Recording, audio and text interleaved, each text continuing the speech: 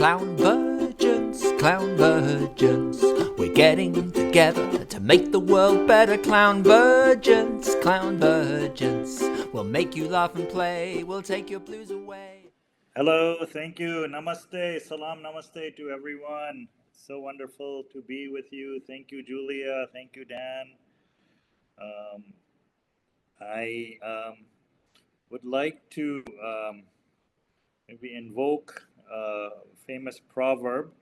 The more serious the situations become, the more playful we need to become. This is a very ancient proverb that was created 10 minutes ago, or was rediscovered 10 minutes ago. And it is, I think, the core of the work I'm doing in the world. I would like to invite everyone to celebrate this proverb by a round of laughing. So just invite you to do 3 loud laughs together, all in the all at once. So let's go. Take a deep breath. Ha ha ha ha! Dan, where are you, Dan? Brother Dan. Second one, deep breath.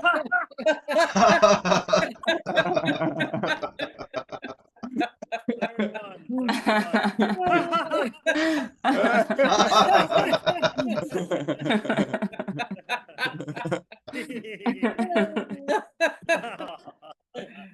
All right. So what I would like to share with you today is a little bit of the downloads I've had of what we call Masti Yoga. Masti means playfulness, the clown. It's been the missing stream. The last maybe 1,000 years, it got lost from yoga. And in yoga, there's bhakti yoga and there's Gyan knowledge yoga. There's hot yoga, which is around different stretching postures and things. But the Masti yoga, the yoga of the clown, which has been very instrumental historically to shift our notions of power, to shift when rigidity comes, to break that rigidity, to bring continuously flexibility, resilience, play. And I think it's a very important thing for the movements, our social political movements in the world, which have forgotten Masti Yoga. Most of the notions around power that most movements work with is around to capture power. If you look over the last several hundred years, movements have been trying to capture state power, capitalist power, institutional power. And they forget that actually in that quest, the power actually captures them.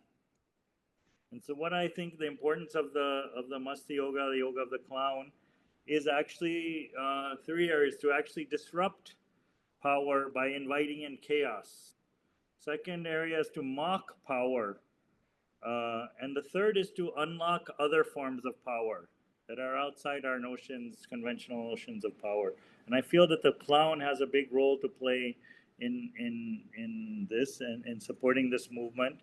And the movement, we say that if a movement doesn't have laughter, dance, and play, it will die a quick death. So we need to bring the energy of the clown, the spirit of the clown, into all of our social political movements. I've been very inspired by a book called Trickster Makes the World.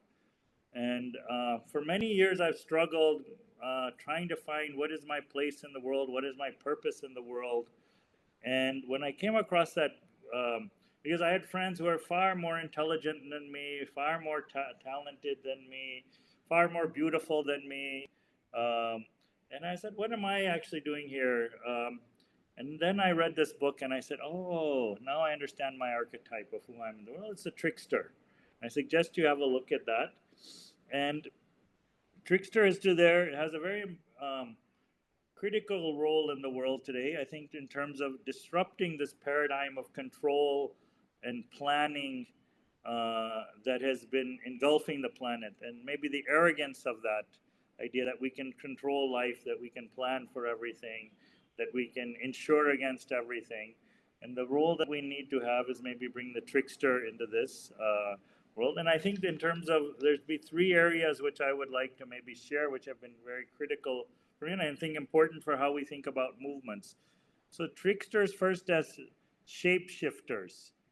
How do we shift beyond? We usually get branded as in certain labels. Oh, I'm a social entrepreneur, or I'm an entrepreneur, or I'm a corporate, or I'm a academic, or I'm a government official, or I'm an NGO type person, or I'm an activist. And I think the idea of the trickster is actually to shapeshift.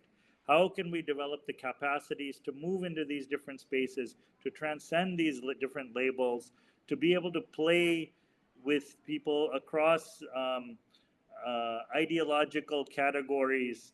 I think this is a very important part of building a new kind of movement. And I think that this idea of shapeshifter is something that I invite us to think about. The second is actually the role of clown is to bring us into different liminal spaces, threshold spaces, spaces which move us out beyond trying to solve the world's problems, being solutionists, beyond the limitations of the rational mind, the fragmented mind, linear mind, the mind that's controlled by scarcity and fear. How can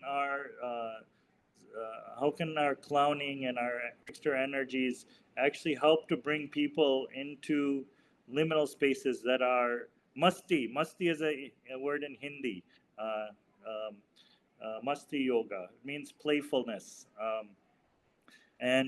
So I think this idea of, and how can we, all of these ideological categories I said that we create, he's on the left, he's on the right, can the clown help us blur those, can bring us into a different space of love and trust with each other, and really connect us to the spirit of abundance that is at the core of life.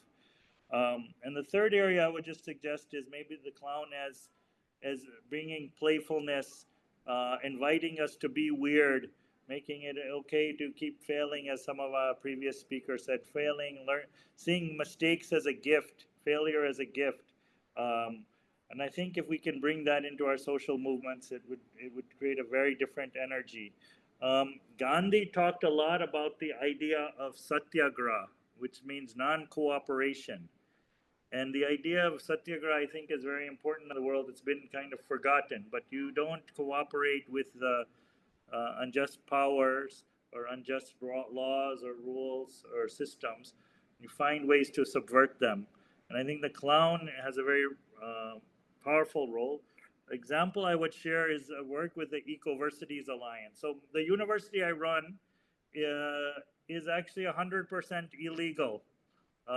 It has never, when we're trying to, with the university, question many of the educational power structures, this whole idea of exams, the whole idea of degrees. So in our university, when we, as part of our graduation ceremony, everyone is gifted a roll of, rather than a degree or diploma, we gift everyone a roll of toilet paper.